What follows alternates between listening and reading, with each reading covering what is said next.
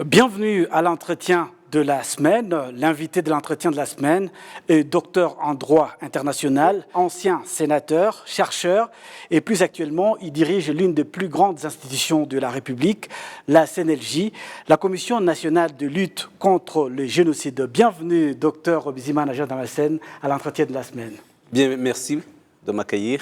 Voilà, donc de prime abord, avant d'entrer dans le vif du sujet, récemment vous avez réuni au cours de cette semaine les principaux acteurs de la société pour réfléchir un peu sur le moyen à employer pour retrouver les corps des victimes du génocide qui n'ont pas encore été enterrés en toute dignité. Quelles sont les raisons qui empêchent cette inhumation selon les acteurs que vous avez reçus de la société civile et quelles sont les mesures prises pour que ces victimes puissent enfin retrouver la paix?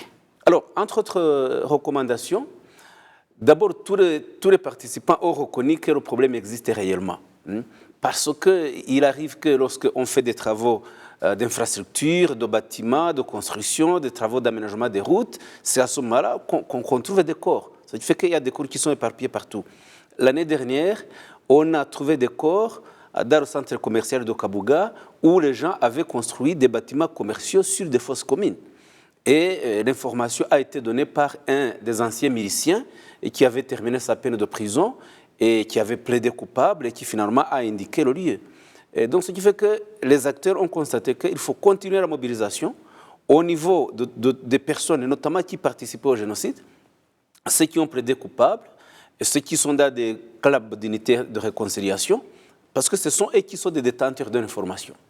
L'un des grands problèmes que le pays a rencontré au cours de ces 25 dernières années, après le génocide, il y a de nombreux pays, pas des moindres, des grands pays à travers la planète, qui n'ont rien fait pour juger les auteurs du génocide, surtout les planificateurs qui ont eu à planifier ces génocides, qui se trouvent encore dans leur pays, qui sont bien accueillis, bien nourris et qui sont même payés dans ce pays, et rien n'a été fait pour que ces personnes soient jugées. Quelle est votre position, vous, en tant que CNLJ, par rapport à cette situation?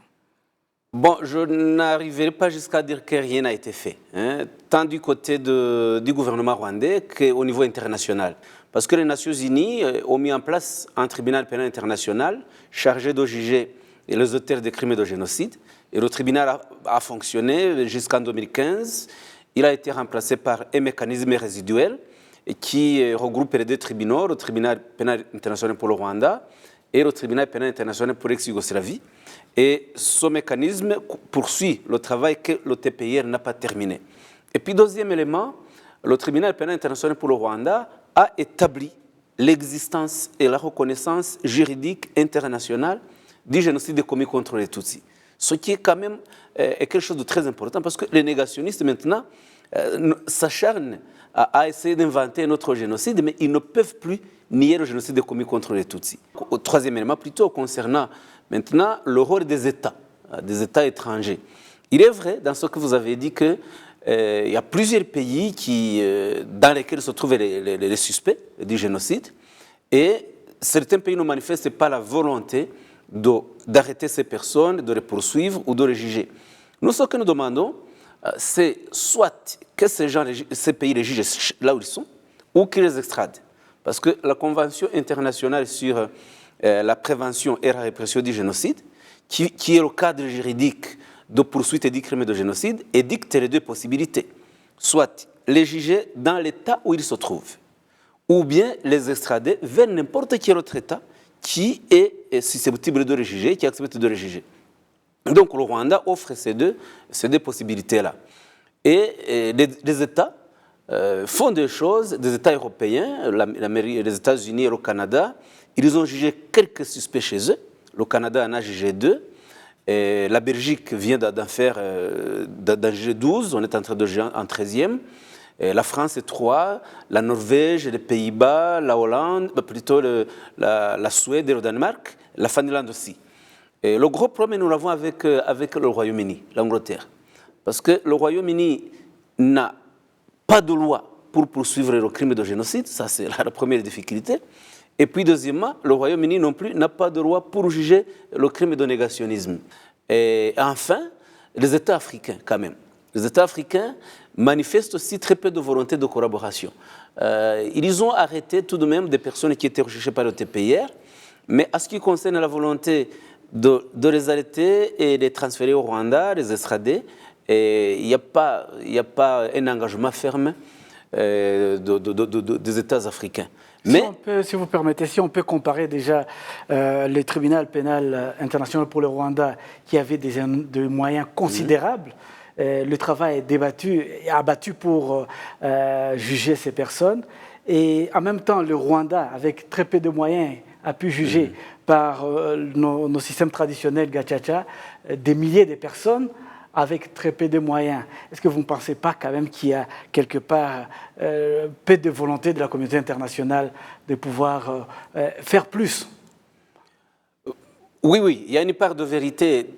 Si on commence sur le plan des moyens humains, matériels et financiers, il est vrai que le tribunal pénal international pour Rwanda avait un budget annuel équivalent entre 300 et 400 millions de dollars par an. Si vous multipliez par les 20 ans que le TPR a fonctionné, vous trouvez, c'est des moyens énormes. Il faut dire que la justice internationale est toujours très lente. Il y a plusieurs raisons à ça. La première, c'est que nous avons un système de droit unique, avec des magistrats formés dans un système très précis. Alors que les juges internationaux, ils viennent de plusieurs systèmes. Il y a ceux qui viennent du système anglo-saxon, qui viennent du système francophone, il y a ceux qui viennent d'Amérique latine, de Chine, etc.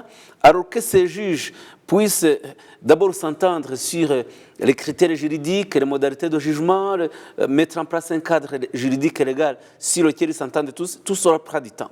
Donc il y a toutes ces difficultés.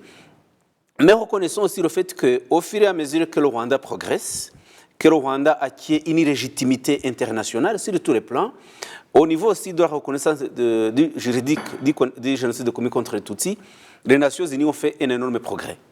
Vous vous rappelez que l'année dernière, 2018, l'Assemblée générale des Nations Unies a décidé de changer l'appellation. Parce qu'avant, on parlait de génocide rwandais, mais depuis le 28 janvier 2018, les Nations Unies ont voté une résolution unanime selon laquelle, désormais, tous les États du monde doivent reconnaître le génocide commis contre les Tutsis et utiliser l'expression juste de génocide commis contre les Tutsis. Il y a des négationnistes qui les clament haut et fort, qui n'ont pas peur de dire qui ne reconnaissent pas le génocide qui a été perpétré au Rwanda.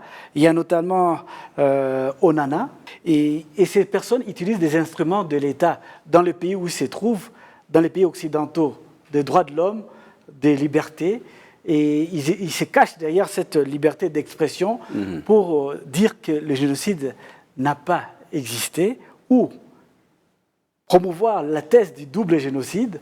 Et vous, en tant que CNLJ, qui défendez l'intérêt de rescapés du génocide, quelle est votre réaction par rapport à cette situation?